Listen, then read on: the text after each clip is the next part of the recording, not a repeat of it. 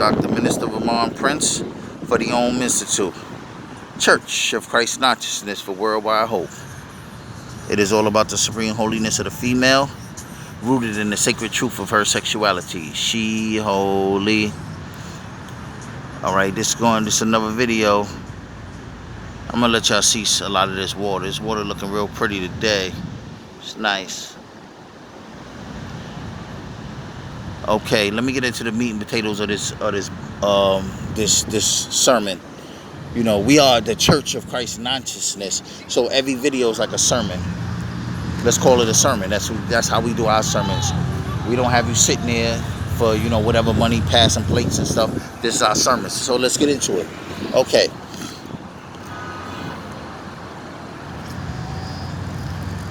What makes...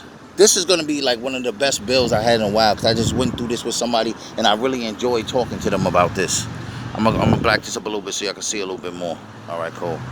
I'm going to lighten this up for y'all. Boom, there you go. You can see a little bit more better because I backed it up a little bit.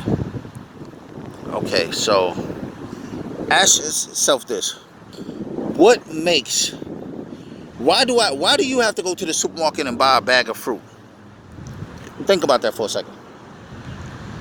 You can say because you're hungry, right? Okay. Why do you have to go to the supermarket and buy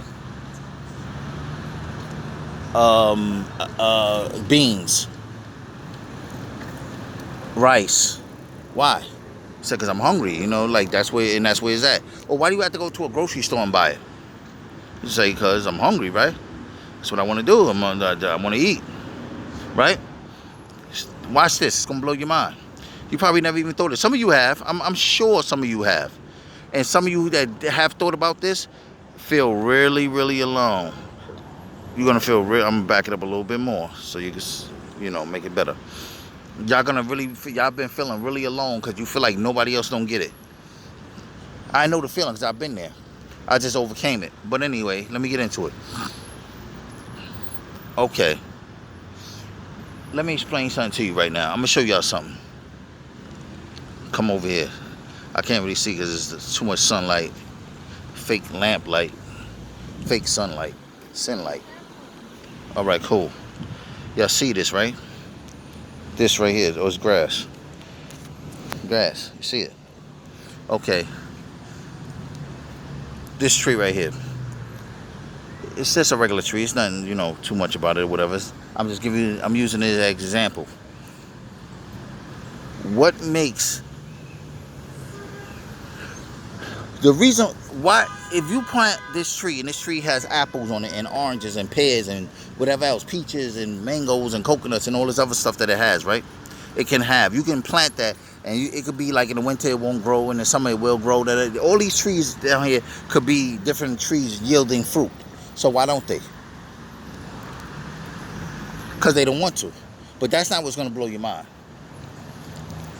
If this is an apple tree, I can just go up and pick an apple and eat, right? Right? The biggest reasons why they can make us work is because of food, clothing, and shelter. We need food, we need clothing, we need shelter. This is like I'm talking slow because I'm so excited. I just want to get every drop of this information to you because this is just so profound. Once you understand this, it's going to blow your mind and change your life.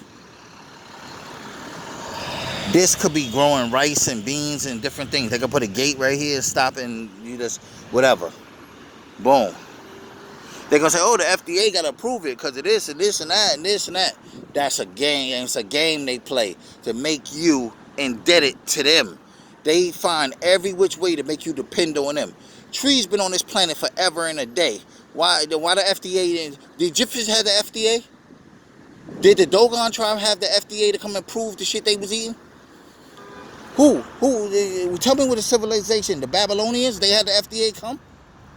The Mesopotamians, who had the FDA except for now? So obviously the FDA ain't necessary for you to pick something off the tree and eat it. There's a whole bunch of countries in Central and South America and other countries you go pick something off the tree and eat it, and ain't no FDA involved and people ain't dying. So you have to say to yourself, do you really need the FDA? No, that's a hoax. They're telling you need the FDA because they're trying to make you, convince you that, pardon me, They're telling you need the FDA to scare you into believe, or to trick you, not even scare you, trick you into believing that's why they ain't got no tree with fruit on it for you, because you can't do it yourself. You can do it yourself. They used this spot right here. This is one of the reasons why I picked this spot right over here. All this across the thing. You go across this bridge, boom, and there used to be a whole bunch of bushes that's apples, peaches, what else? Strawberries, blueberries. They used to have all that over there. You just go pick. We used to go pick bags of that and just bring it back across the bridge on our little bikes and give it to whoever, our families or people in the neighborhood, and we all be eating it and stuff like that. And none of us got sick from that. You don't need no fucking FDA. They telling you that because they don't want you to grow your own food. Why? Because if you have food, that's the number one thing that you need besides shelter. I'm gonna come back to that. All right, boom. Now, at the same time, let me slow it down because I'm like I said, I'm a little excited. What makes, let's just say it's a tree with apples right here. Boom. Why isn't that your tree? Why isn't that your cousin tree? Why isn't that your aunt tree? Why is that your neighbor tree? Why does that tree belong to, who does that tree belong to? Let's say, first and foremost. You'll say, well, whoever land it is whoever land it is whose tree that belongs to, you say, right? That's what most people are going to agree. Okay, so my question becomes this. Who gives that person the right to have that land? You say, well, that's their land. They bought it. Before they bought it, she zooped by. That was crazy. But she ain't playing. Before the person bought the, in other words, whoever sold on the land, how is it their land? And whoever sold it to them, and let's just trace it back to whoever. My thing is this. This is the earth. This right here is the earth. This don't belong to no one individual or group of individuals or nothing. This is just here. We're just benefiting from it. Everything. You could build something on and say it's mine, but you can't say it's mine because it doesn't belong to you. If I build a structure, right now, right? If I have a banana and I drop a banana right there, that was my banana. I could pick it up, say it's my banana and pick it up, okay. But I can't say, yo, that's my banana, I dropped it there, so that spot is mine. No, that spot ain't yours. It's only yours if we the people agree. Like when you go on the beach and you put your chair down, people be like, all right, that's your spot. You don't own the beach. Nobody agrees that you own the beach. They just agree that that's your spot because you're in it for now. You see what I'm saying? Doing a picnic, same thing. Barbecue, same thing. You go set up somewhere, some people are like, all right, you're set up there, I respect that. That's how life is supposed to work. A person having permanency of owning land is not a real thing. That's a psyop. Look at these guys. Look at them. And I'm not showing them say their bags. I'm not against the police. Because especially not in New York. In New York, the police don't even do you dirty. Like all that stuff that be happening other places. That's how I know it's a psyop. Because New York is the worst. If those things was real, it'd be happening right here. All that, yo, he got choked with the cigarettes. He did. Oh, I apologize. So, back to the issue anyway. I'm getting off the track. Oh, a lot of that's fake anyway. Fake stuff that ain't never even happened. Or it happened with crisis actors and stuff like that. But anyway, nobody has the right to permanently own any land because this earth doesn't belong to any person. No one can give the right to own land. You dig? Okay. You understand? You over dig? Okay, cool. If that be the case, a tree that's growing with apples on it doesn't belong to anybody. Anybody can go eat off of it. Nobody has the right to put a gate around it or put a whatever around it and say, that's my tree now. What people do is go get apples off a free tree that they didn't pay for that tree. It's not their tree. I don't care if you put a seed there and grew it. It's still not yours. You don't have the right to grow something permanent in soil that's not yours.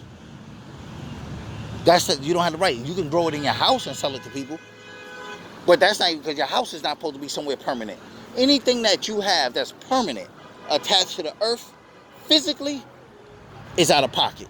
Nobody has the right to physically own earth and say it's mine, and this is mine until I say so. If you on the beach, okay, that's it.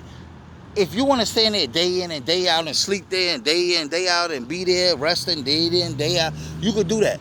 But at a certain point, you're being inconsiderate to your other fellow humans or earth beings. The reality is nobody has the right to permanently say, that's mine. That is a systemite mentality, trying to own stuff that's for everybody. That's what I'm saying. Now, what gives them the right to say, yo, that's my tree? Pick apples off it, put it in a bag, and take it to the supermarket and sell it to you. How you gonna sell me something that's free? That I could go pick myself and get for free? You're gonna tell me I can't pick it because I'm on your land, I'm trespassing, so I gotta pay you for it. But it ain't your land. You see what you get what I'm going with this? It's an overlay to the underlay. I'm gonna give you a prime example of what I'm talking about, right? This is an example I'm gonna use. Some of you can relate. All of you gonna be able to get the point what I'm saying. Some of you can relate more than others, though. All right. Let's just say a guy lives in a neighborhood, right? But he moves in and he has a car. Somebody steals his car, brand new car, somebody steals it. Boom, they take it. He's like, oh my God, I just bought this car, da da da. And the person comes through and say, yo, listen, I heard your car's around, man. You know, I can get it back for you, da da da, but it's gonna cost you XYZ, you know, of looking out for me. Or you want to look out. And then people gonna be like, he might want it so bad. He be like, yo, it's an $80,000 car, whatever. What do you want? They be like, just give me $2,000. He like, $2,000 ain't nothing to get back an $80,000 car. So they pay him. He pays the guy, and the guy give him back the car. Let's say it turned up missing again. The guy's gonna come and say, yo, listen, I can get it back for you again. He might give him another $2,000. Then he might say, yo, listen, you seem to be pretty resourceful, so why don't you just let me just give you whatever, $500 a month, to make sure that nobody takes my car, and like anything happen, like they do take, you get it back or whatever, or you just keep people. It's called friendly extortion. The guy that got the car back 90% of the time is the guy that took it or orchestrated it being taken. You see what I'm saying? You're paying the one who stole from you to get your thing back. Sometimes people know, sometimes they don't. This happens all the time. It's a form of extortion. It's friendly extortion because you're not doing it by brute force, and the person doesn't really usually feel offended by you. Sometimes people know, they like, yo, I feel like, but they so scared of you that they're not going to call you out, and they so happy that you're going to give it back that they willing to pay a little bit more for it. So that be the case. That's what they're doing with the earth. They're taking stuff that doesn't belong to anybody particularly. They're saying it's mine, and if you want to use it, you got to pay me. It's not that it's yours and they take it and selling it back to you, but it's yours in the sense that everybody has the right to have access to it. And they're not respecting your right to have access to it. They're saying you don't have access to it, it's mine. A lot of times in the urban communities, you see this in the drug community, where dudes sell drugs. Dudes be like, yo, this is my block, my corner right here. I better not catch nobody selling drugs here. That's not your corner. You don't own that corner. The state or the city owns that corner. When the cops come, you get off the corner and walk away. If it's yours, why are you leaving? Even if you ain't selling drugs, you can be staying there just talking and laughing. Cops come, yo, you're loitering. You can't be here. You like, all right, you walk away. If it's yours, why you got to walk away? They don't go to your house and tell you you're loitering. So it's obviously not really yours, but because you have a show of force, you can force people to respect that it's yours. That's what the government does, because they have the police and the army, the navy, the air force, the marines, the coast guard, Orange Crush, whoever they have. All these different tactical agencies that will blow your head off and put you in jail or slander you and put your name in some stuff that you don't want your name to be in. Next thing you know, you'll have child molestation charges on you and stuff like that. People are like, I knew it. I just knew it. They'll have somebody come with a DNA conclusive 100%, 99.999 match to you having sex with a child that you never even met. It's not hard to. If I'm the government, I'm the one that makes. How hard is it for me to get a fake DNA test? If I have the power, how hard is it for me to get that? Fake that. How hard is it for me to bring forth a couple of parents that want to get a couple of 100,000, a couple of thousands, and get them to agree that something happened? We already talk about crisis actors. And they show up and the children come and play along. They're going to tell you, people always say you can't coach children. You can coach children. Trust and believe. I seen a lot of guys when we was older, we was younger. I even went through it. They would coach us. They be like, "Yo, listen, the guys from up the children from up the block, they would say children. They be like, yo, whatever they would call them, come from up the block. Other youth like us, they be like, yo, they come into our projects. We gotta let them know this is our projects. Da-da-da. When they come through, I want you to walk up to the person. I want you to say the name of the project and just punch him in his face. They was like, yo, and then you're gonna say the name of the projects and you're gonna choke him. You're gonna do that. And then when it come down and any parents come, any cops come, this is what you're gonna say. And we did exactly what the fuck they told us, and it worked every time. So you can coach children how to lie successfully. And the cops come, we put the sad face like we ain't do nothing. They came over to our block. We did it. I remember one of us used to be at a cry on command. You know what I'm saying? So it's don't sit there and believe just because the child tells you something that they couldn't have been coached that well. I know children, they not that good at. Macaulay Culkin was an excellent actor at the age of 5 in Home Alone. Look, there's a whole bunch of other child actors out there that's like super great. So let's not sit here and act like there are no people or children that are able to act well. But anyway, let's get back to the subject at hand. That's food. They convince you that the earth belongs to them and you got to pay to get food. That makes you want to work. Then clothing. They convince you that you got to wear clothes. It's against the law to walk around because, oh, you're going to excite people. You're going to get... How come you... Have anybody... Please leave a comment. Oh, yeah. People in the Institut be telling me to like... They want me to tell y'all to like the video and share the video. At least like the video. That's what they want me to say. So I'm going to say it. Like the video, please. Right now, could you please like the video? Okay, thank you. All right, so... They... Have you ever heard of anyone being raped on a nude beach? Have you ever heard of anyone being sexually assaulted on a nude beach? Nah, right?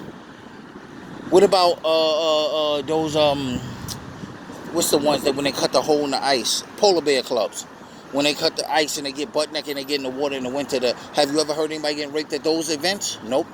So people being naked is not getting people raped or getting people attacked.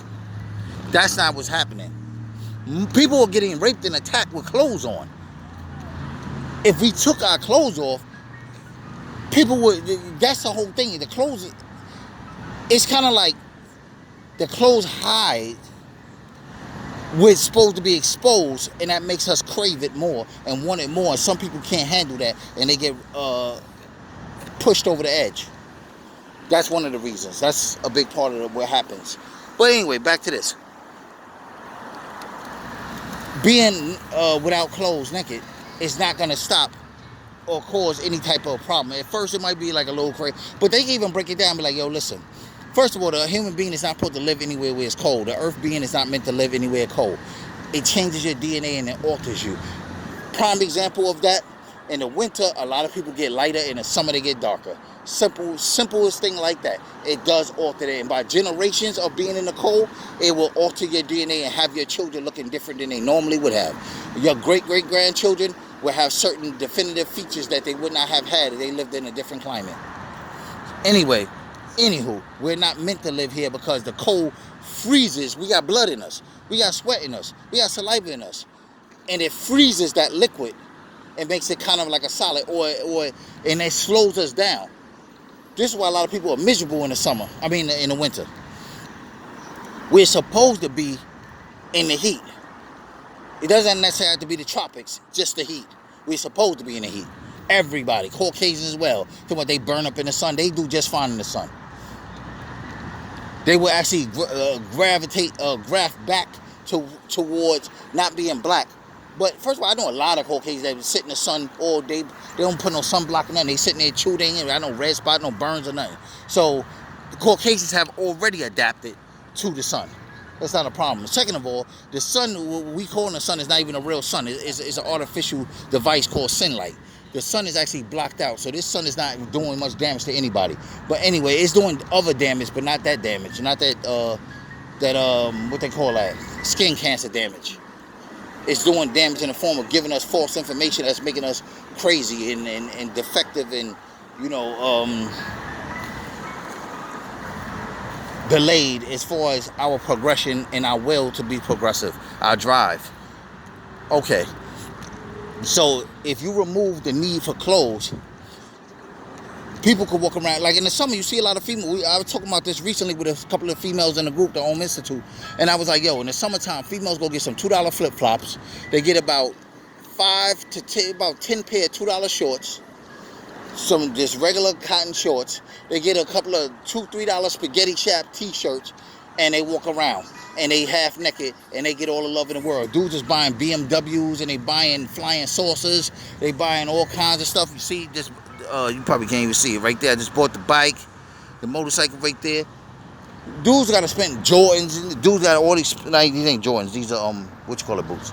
But dudes gotta buy all this stuff to shine, whereas females don't. But the truth is, dudes don't have to buy all that stuff. We can change the dynamic. If every dude stopped buying all this expensive stuff and walk around in cheap flip-flops and cheap shorts and cheap shirts, it would reprogram the feminine mind, and they would just start accepting us. And they be like, well, that's what they start looking at. What else you got? Are you cute? Is your body mass like this, and that? Are you tall? Are you short? Like, they'll look for other things. We guys keep perpetuating this by feeding into their whole thing. You gotta have a pair of $100, $200, $300 sneakers. You gotta have a $500 coat. You gotta have this. You gotta have that. You need a gold chain. We perpetuate that by feeding into it. Once we stop feeding into it, it's over. I know I'm moving around a lot. I know I am, but I didn't even realize it till just now how much I was moving. So that's one of the things that we can eliminate. Instead of worrying about black, white, and fighting each other and all this other nonsense, we need to focus on getting... It's the bike right there, people. I don't know them people sitting right there next to it. They just chilling. But we need to focus on that, because that's another big bill that we have. Clothes for some of us. Secondly, shelter. That goes back to the thing. If this is not your earth, how can you build something here and tell me that you're going to charge me for it? This is not even your earth. So how can you build a permanent residency for me and tell me that you're going to charge me for it? That's not even realistic. You dig? You see what I'm saying now? Exactly. I'm walking too fast. I apologize to y'all. I'm spinning in a circle like ridiculously fast. I'm going to try to calm it down. So that's one of the things that we really got to get rid of. Now, if we lived in a hotter climate and we was more in tune with nature, I'm not pushing in the whole nature boy carbonation, get in tune with nature. But if we were, we could be living in different type of circumstances. Like, we need AC. Oh, I can't survive without AC. Our ancestors have been surviving without AC for fucking buku years. Now all of a sudden we can't survive without ACs. We so pampered. We can't survive without a refrigerator. We can't survive. I'm not saying we shouldn't have none of this, but there are ways that we can have tents and set it up and make it better. Like, we can have RVs that you can drive and move, and you're living there, but you're not permanent there. You can move and just park wherever you see a spot, like cars do.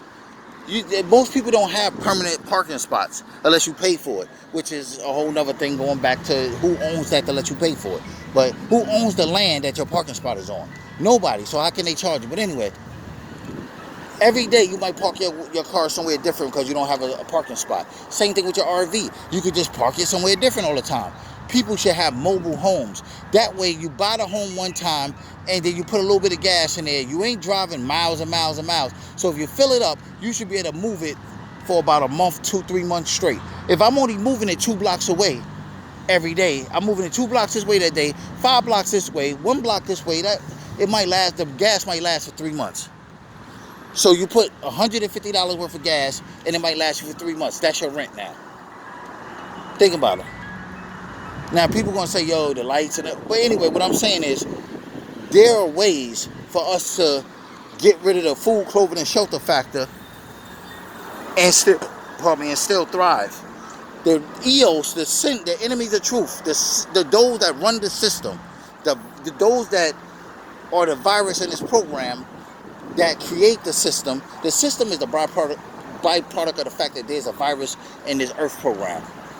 This Earth program is a matrix. It's a simulation. And The system is the byproduct of the virus that have been put in this program. We don't need food, clothing, and shelter the way they telling us. We should be able to plant seeds, have trees and bushes grow, and just go eat for free. That's it, simple and plain. You say, well, if I plant, everybody drops seeds and just throw it. How hard is that? Drop some seeds. Like, well, maybe somebody ain't gonna plant. So what? It's so much. It's gonna be a surplus anyway.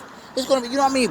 Over there, when I tell you we used to get the berries and stuff, there used to be so many in the grass and on the floor, like thousands of them, because they falling off. Nobody's eating them. It's going to be so much that there's no way in the world everybody's going to be able to eat them. So it doesn't matter if another person didn't plant nothing or whatever. It's abundance there. Do you really care? If I plant seeds and it takes me 10 minutes, do I really care that the next person didn't plant no seeds? No, I don't care. If it's abundance, I can't eat it all anyway. That's what people got to get out of that petty mentality of, well, if you didn't put no work in, you can't eat. That's the system way of talking. The way of talking of the earth human, of the earth being and the human is there's enough for everybody. And if I could do something to take care of everybody, I will. That's the reality. Think of a parent. A parent don't tell the children, well, you're not going to eat because you didn't help make the money to buy the food. The parent don't say that to the child. So at the end of the day, we got to be family with each other. You know what I'm saying? If I could plant that, I plant that. You can eat, you can eat. That's it. If you can help, you can help. Maybe that's not your thing, but you can help with something else. Then comes the barter system. Let's just say I need a haircut, a shape up or whatever.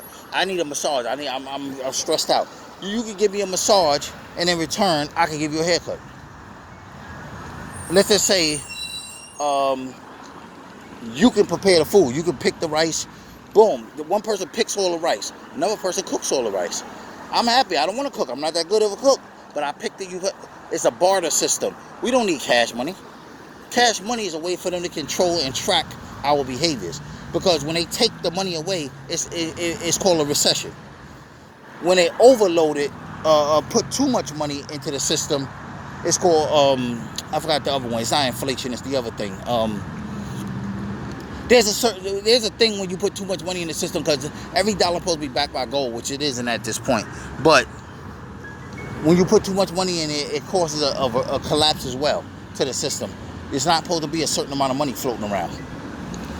That's what they play that game. So this is how they can control who has more of what. If they just had a bunch of bushes right here and a bunch of trees right here and anybody could go eat, nobody's going to care about, why would I need 50 bananas when I know I can't store them anyway? Or what's the point? If I know I can go outside and get a banana every day, why am I hoard 50 bananas? I'm not. They create the money so that they can make it to the point where they like, you might not be able to get no more. You better get as much as you can get now. You get the money to go buy a car. You get the money to go buy this. If you got a car dealership and you like, I'll give you a car. All you got to do is bring me rice every day for rice, beans, and Brussels sprouts or whatever for the next year straight. Boom, that'll pay off your car. Pick some and bring it to me. You say, all right, cool. Everybody can have a car. Everybody can drive a Benz. But we know about the gas and the exhaust and all that. I'm not even talking about that. I'm just showing you how we don't need to follow the system in its traditional form for us to survive. The collapse is coming, and you guys need to know how to survive. The barter system is the real way of life. That's how it happens all the time. When you're in school and you coloring and you got the red crayon and the other person got the blue crayon and you like, can I hold a blue red crayon? Then he looks at you and say, can I hold your red? Yeah, you give him the red, give you the blue, you color. That's it.